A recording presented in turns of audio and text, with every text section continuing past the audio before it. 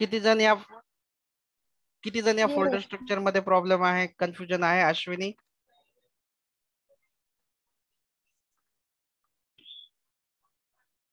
इथपर्यंत काही कन्फ्युजन आहे का या फोल्डर जेव्हा आपण प्रोजेक्ट सेटअप करतोय तेव्हा, की परत सांगायचं? आवाज येत नाहीये बहुतेक करून.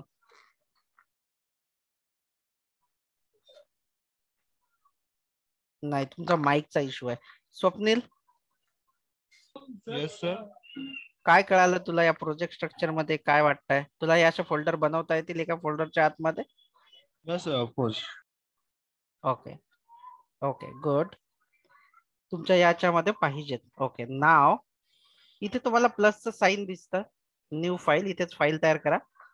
That's it. index.html.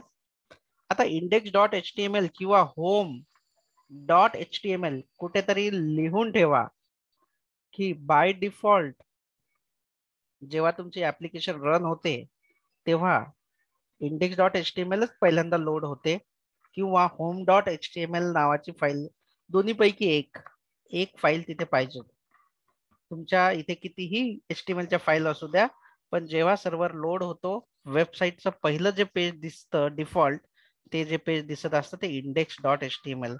ज्या सर्व्हरवर आपण रन करतो त्या सर्व्हर मध्ये ऑटोमॅटिकली सांगितलेलं असतं की ज्या फाईलचं नाव index.html किंवा home.html असेल ती फाईल रन झाली पाहिजे, ती फाईल ओपन झाली पाहिजे. सर्व्हर मध्ये तसंच केलेलं असतं. तर ही मेन फाईल असते. नाव सेकंड पॉइंट, हा जो जवळपास जो पूर्ण स्ट्रक्चर येतोय तो तर तुम्हाला येणारच आहे. हा तुम्हाला माहित असायला पाहिजे बेसिकली.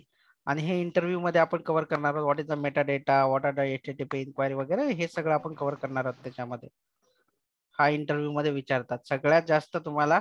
सगळ्यात इंटरव्ह्यूची सुरुवात जर HTML ची जर झाली, what is a doctype, what is a metadata, what is a viewport, what is a content and this kind of, जर हे नाही वापरलं तर काय इश्यू होतं?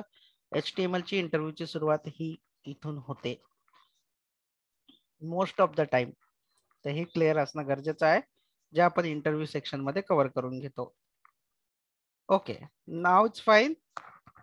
मी सपोज इथे HTML चं एक स्ट्रक्चर बनवतोय, म्हणजे एक सिंपल सी जी काही टॅग घेतलेली आहे P, hello welcome to learn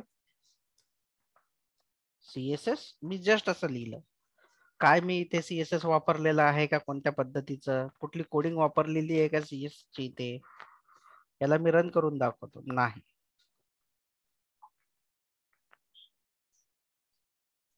nothing, काहीही वापरलेलं नाहीये मी इथे कुठल्याही प्रकारचं. सो HTML काय आहे?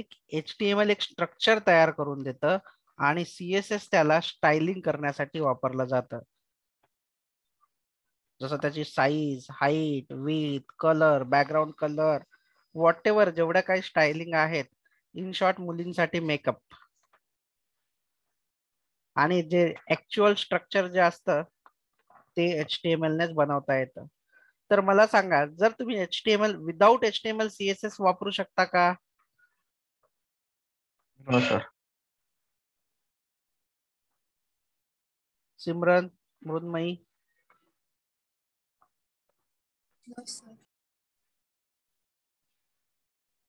म्हणजे जर का स्ट्रक्चरच नसेल तर तुम्हाला वापरताच येणार नाही CSS. Yes, that is a correct, absolutely correct. Aarti, आपको कोई कंफ्यूजन है? पूजा, कि हम लोग क्या कर रहे हैं? हम लोग अभी, हाँ बोलिए. हाँ, सबसे पहले हमें ये जानना है कि HTML से हम लोग कुछ भी स्ट्रक्चर करेंगे लेकिन उसको डिजाइन स्टाइलिंग करने का काम CSS से करेंगे. तो CSS बहुत टफ है क्या? ये आप डिसाइड करोगे और मुझे बताओगे. मैं वन बाय वन आपसे पूछूंगा, ठीक है? अभी CSS का इस्तेमाल कैसे करेंगे, क्या क्या होता है उसके अंदर, और हमें क्या क्या सीखना चाहिए, ये मैं आप लोगों को बता देता हूँ. सबसे पहले कि CSS क्या है, CSS की क्या जरूरत है, ये सारी चीजें जो है हम लोग अभी देख लेते हैं. CSS क्या है? इसका full form cascading style sheet. Style sheet. Yes, ये है. इसका इस्तेमाल क्या है? It is use to style और ब्यूटिफाई द HTML स्ट्रक्चर, यानी कि आप HTML स्ट्रक्चर को शेप दे सकते हैं, साइज दे सकते हैं, या वॉट एवर, मतलब स्टाइलिंग कर सकते हैं, जो भी करना है आपको। यहाँ पे नीचे वो भी लिख के देता हूं मैं, इट इज यूज टू। ऐसा नहीं कि नेट की बड़ी डेफिनेशन आपको रट के इंटरव्यूअर को बताना है, नो, जो काम है वही बताना है आपको। और मैं जो लिख के दे रहा हूँ ये भी बताने की जरूरत नहीं आपको, आपको क्या समझा आप बता दो, but it should be relevant to that thing. अगर रिलेवेंट नहीं कुछ भी आप बोल दोगे तो दैट नहीं वर्थ होगा वो। It is use to styling HTML structure. ठीक है, ये भी हो गया। अभी बोलो कि सीखना क्या है, सीखना क्या क्या होता है। दो चीजें सीखनी होती है, पहला क्या है, CSS का रूल्स, और दूसरा क्या क्या होता है, CSS टाइप्स। तो मैं थोड़ा शफल कर देता हूँ इसको, I am going to shuffling it. ये बहुत लंबा होगा, बड़ा चैप्टर है, ये बहुत छोटा चैप्टर है। और छोटा यानी कि इंटरव्यू पर ज्यादा यही पूछते हैं। CSS के टाइप्स, हमें कितने टोटल CSS में हमें क्या क्या सीखना है सिमरन, कितने चीजें सीखनी है भूनमयी, किती शिकायचं आहे आपल्याला, किती टॉपिक शिकायचे, किती चॅप्टर आहे त्याच्यामध्ये, मॅक्सिमम किती कॅटेगरी आहेत,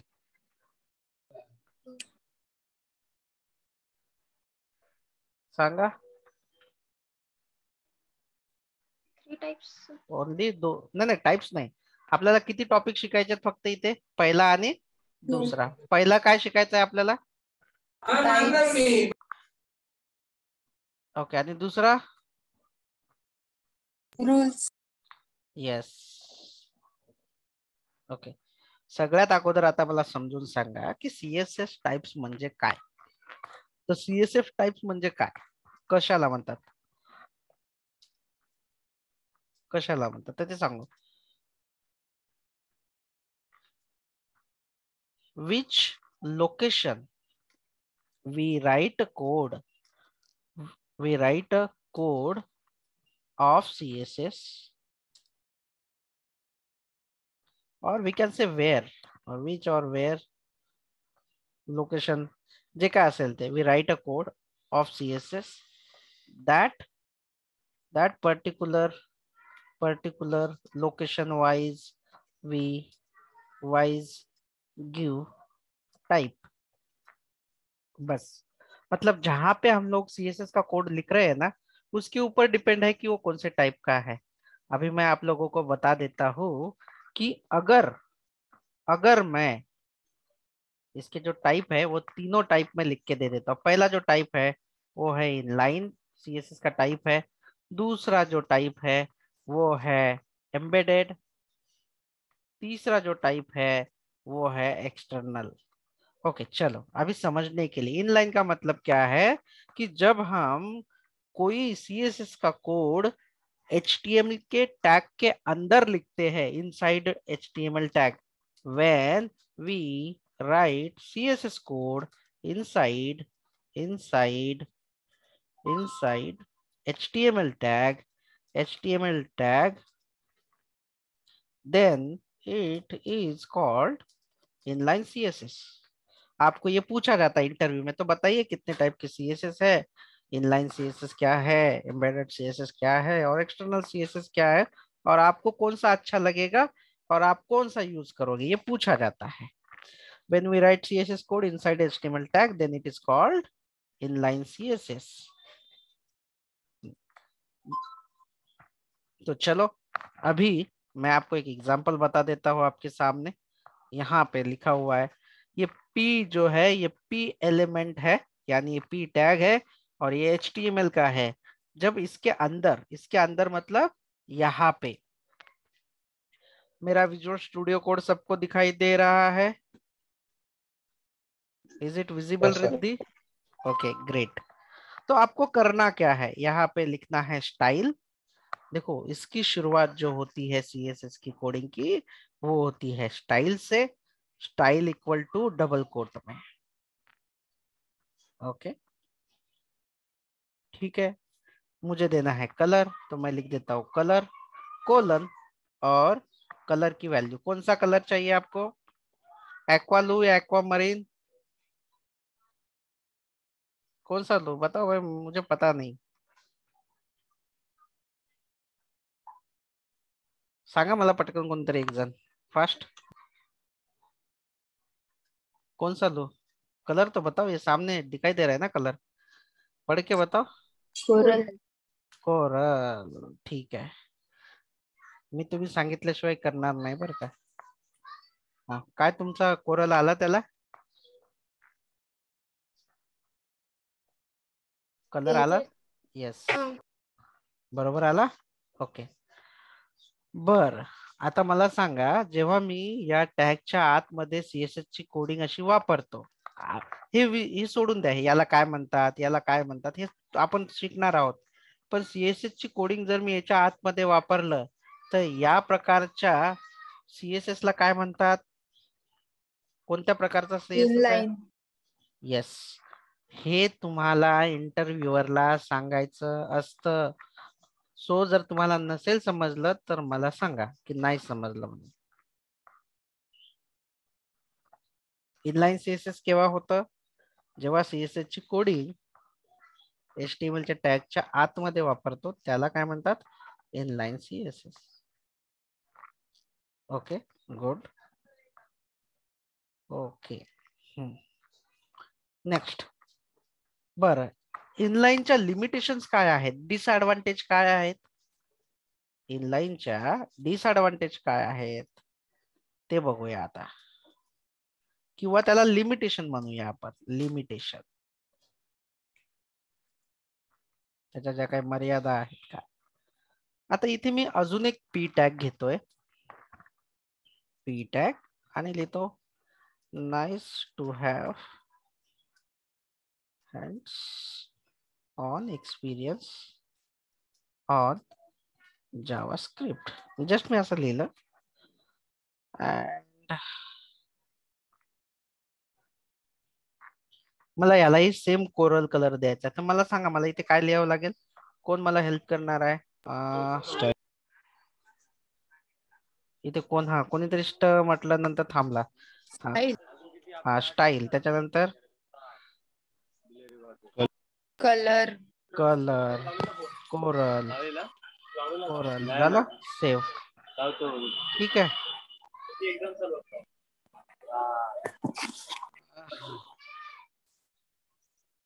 ठीक आहे, गुड, म्हणजे तुम्हाला इनलाइन समजलं, शाबास, ओके, नो वरीज, बघा आउटपुटही आलं, काही प्रॉब्लेम नाही। आणि तुम्हाला एकापेक्षा जास्तही जर द्यायच्या असतील गोष्टी तर तुम्ही सेमिकॉलन देता, असं मला त्याची बॅकग्राऊंड कलर घ्यायचा आहे, बॅकग्राऊंड कलर कोणता घेऊ, त्याचा ॲक्वा मरीन घेतो मी, आणि इथेही मला बॅकग्राऊंड कलर घ्यायचा आहे, बघा सेमिकॉलनने मी त्याला सेपरेट केलं, नंतर बॅकग्राऊंड कलर यालाही मला तेच घ्यायचं आहे, ॲक्वा मरीन, मी सेव्ह केलं, पण याची हा जो दिसतोय ना हा पूर्ण नकोय मला, मला त्याची विथ जी आहे, विथ जी आहे ती फक्त इथपर्यंत ठेवायची, समजा काहीतरी पिक्सल्स, ठीक आहे, तेही ठेवतो मी, विथ फक्त ठेवतोय सपोज 450 पिक्सल्स, याचीही मी तेवढीच ठेवतोय 450 पिक्सल, विथ 450 पिक्सल, झालं, good, nice. So what are the limitations of inline CSS? First, की जर का मला सेम कलर जर का दुसऱ्या टॅगला म्हणजे त्याच्या खालच्या याला द्यायचा असेल तरी सुद्धा मी जो कोड लिहिलेला आहे तो कोड सेम टू सेम मला इथे लिहावा लागतं, पहिला डिसएडव्हान्टेज। दुसरा डिसएडव्हान्टेज असा आहे की जेव्हा मी HTML च्या टॅग मध्ये लिहितो इथे तेव्हा प्रॉब्लेम असा होतो की याला मॅनेज करायला, म्हणजे असा कोड जो आहे खूप लेंदी होतो, बघा जर अजून 4-5 इथे टाकल्या तर हा जो आणि डेटा काय तुमचा एवढाच असेल का, नाही, खूप मोठाही असू शकतो, त्याचे 4-5 सेंटेन्सेस आहेत। सो पहिला डिमेरिट किंवा लिमिटेशन्स आहेत याच्या इनलाईन सीएसएसच्या की कोड जो आहे HTML आणि CSS चा कोड एकत्र केल्याच्या नंतर तो कोड रीडेबल राहत नाही, म्हणजे त्याला पटकन चेंज करता येत नाही, बऱ्याच गोष्टी येतात त्याच्यामध्ये, थोडं कॉम्प्लेक्स वाटतो कोड. महत्वाचं आहे की इनलाईन सीएसएस चा कोड जिथे जिथे तुम्हाला ते अप्लाय करायचं आहे तिथे तिथे सर्वांना द्यावा लागणार आहे, असं लिहतच राहावं लागेल. पहिला म्हणजे कोड डुप्लिकेट होतो, सेम इथेही तोच कोड आहे आणि इथेही तोच कोड आहे. द फर्स्ट लिमिटेशन इज रियुजेबिलिटी, म्हणजे एकच कोड तुम्ही दुसऱ्या ठिकाणी जो आहे, किंवा त्याला डुप्लिकेसी म्हणूया, डुप्लिकेसी, एकच कोड आपण परत परत घेतो, त्याच्यामुळे रीडेबिलिटी जी असते, जे रीड करताना आपल्याला त्रास होतो, हे दोन डिसएडव्हान्टेज आहेत. प्रॉब्लेम कळाला तुम्हाला सगळ्यांना? एकदम सायलेंट झालं सगळं म्हणून विचारतो. आरती, यस क्या प्रॉब्लम समझा आपको? अगर इनलाइन में यही कोड अगर मुझे इससे भी लेना है, जैसे कि मान लो यहाँ पे और एक मैं ले लेता हूँ, वेलकम, इसे करना है सेम, तो मुझे क्या करना पड़ेगा? यही कोड मुझे कॉपी पेस्ट करके या वापस से यही कोड मुझे यहाँ पे लिखना पड़ेगा, बराबर?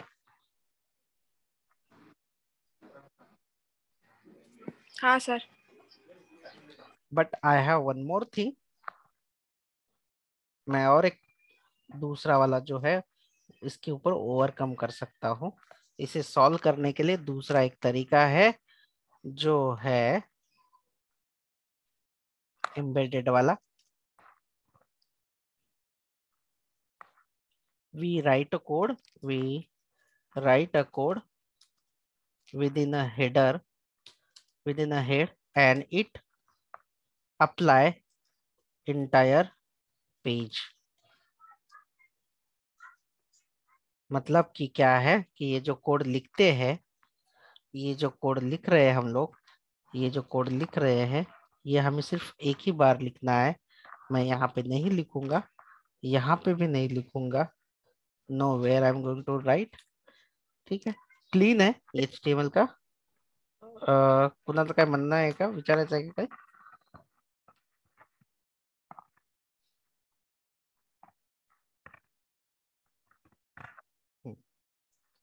तो यहाँ पे नहीं लिखूंगा मैं उसे, यहाँ से हटा दिया है मैंने. ठीक है, यहाँ से हटा दिया. अब मैं यहाँ पे लिखूंगा, एक ही बार स्टाइल लिखूंगा, और इसके अंदर मैं यहाँ पे लिख देता हूँ पहला पॉइंट. कौन से टैग पे मुझे अप्लाई करना है, कौन से HTML टैग पे अप्लाई करना है मुझे CSS बताइए. ये जो हेलो वेल, पी टैग. ये P वाली टैग है ना, P देखो, तो हम लोग यहाँ पे लिखेंगे P curly bracket open close, और लिखता हूं मैं कलर डिस्क्यू. इसे मैं रन कर देता हूं और आप लोग देखो.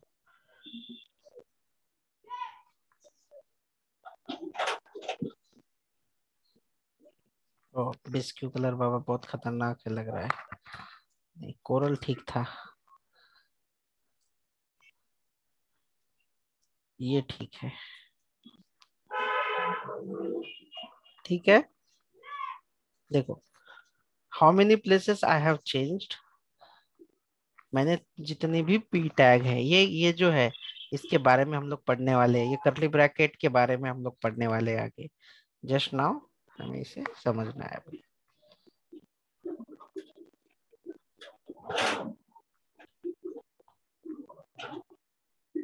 क्या समझा आप लोगों को इसमें? ये जो है ये आपके CSS. कोणी आउटसाइड ला आहे का? श्याम बाबा.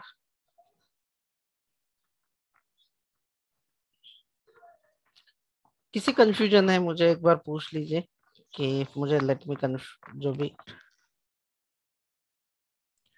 हमारा जो है CSS रूल्स के बारे में जानेंगे. What is CSS rules? होता कैसे CSS रूल्स? तो CSS रूल इस तरह से बनाया जाता है,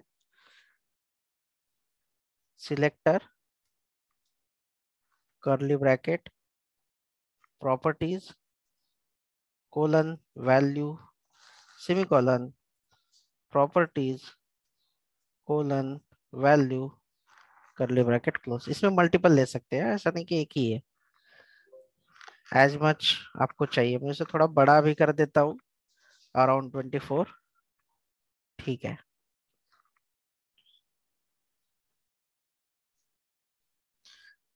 so combination of selector and declarations called CSS rules. तो आप लोग बोलोगे कि यहाँ पे डिक्लेरेशन कहाँ पे है? तो डिक्लेरेशन क्या होता है कि ये जो दोनों का पार्ट है, प्रॉपर्टीज एंड वैल्यू, इतना जो पार्ट है इसे कहा जाता है, प्रॉपर्टीज और उसके वैल्यू का जो भी कॉम्बिनेशन होता है इसे कहा जाता है declaration. What is the meaning of declaration? Combination of properties and value, इसे कहेंगे डिक्लेरेशन। ये पहला डिक्लेरेशन हुआ, ये दूसरा डिक्लेरेशन हुआ, ये जो दूसरा डिक्लेरेशन है ये दूसरा डिक्लेरेशन है।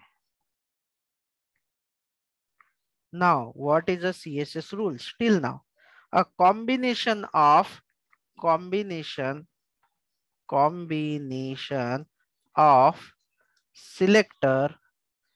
selector and declaration called CSS rules। यानी कि जहां पे हम लोग सिलेक्टर और डिक्लेरेशंस लेते हैं उसके कॉम्बिनेशन को हम लोग कहते हैं CSS रूल्स। तो आपको क्या क्या सीखना है इंटायर CSS में? आपको सीखना है सिलेक्टर प्रॉपर्टी और उसकी वैल्यूज, ये सीखना है आपको। That's it. सो सिलेक्टर का मतलब क्या होता है? सिलेक्टर का मतलब क्या होता है? हाँ, उसके पहले बता देना चाहता हूँ, सबसे एक बार कंफर्म कर लेते हैं कि इतना समझा या नहीं समझा। Then what is selector guys? Selector काय आहे? सांगा मला कोणीतरी, सिलेक्टर काय आहे? तुमच्या भाषेमध्ये सांगा, तुम्हाला काय कळालं ते। सिमरन, आपको क्या समझा, सिलेक्टर क्या है?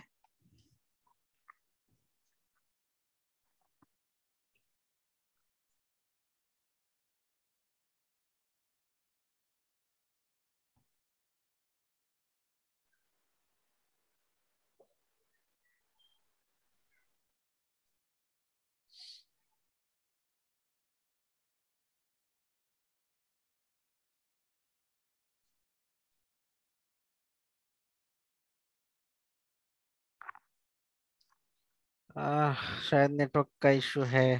ओके, नेटवर्कचा इशू आहे बहुतेक। अश्विनी, याच्यामध्ये काय सिलेक्टर म्हणजे काय, आपण काय असू शकतं बरं साधारणतः?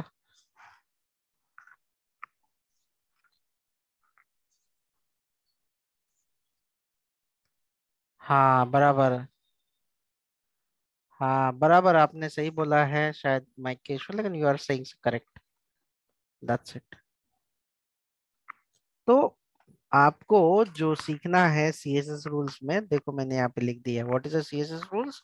तो CSS रूल है आपका सिलेक्टर, और ये दो पार्ट को डिक्लेरेशन कहते हैं, बस। और उसमें से हमने अभी देखा है कि सिलेक्टर क्या है। दूसरा हमें सीखना होता है प्रॉपर्टीज, कितनी प्रॉपर्टीज अवेलेबल है।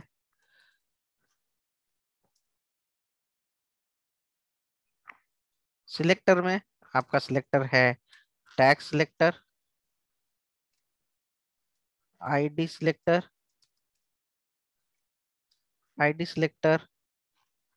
Class selector, child selector, sudo pseudo selector, typo का इशू है थोड़ा सा, it might be automatically issue दे रहा है वो, so it's fine. Pseudo selector, selector attribute, attribute ये बाद में हम लोग कर लेंगे। तो इतना सारे जो टॉपिक है आपके, बहुत छोटे छोटे टॉपिक है जो आपको कवर करने हैं। और उसके बाद प्रॉपर्टीज, जैसे कि फॉर एग्जांपल प्रॉपर्टीज बता देता हूँ। कलर, कलर का मतलब क्या होगा? What is the meaning of colour? We have to give a colour, और उसकी वैल्यू बहुत सारी है, रेड ग्रीन वॉट। ये भी हुआ आपका।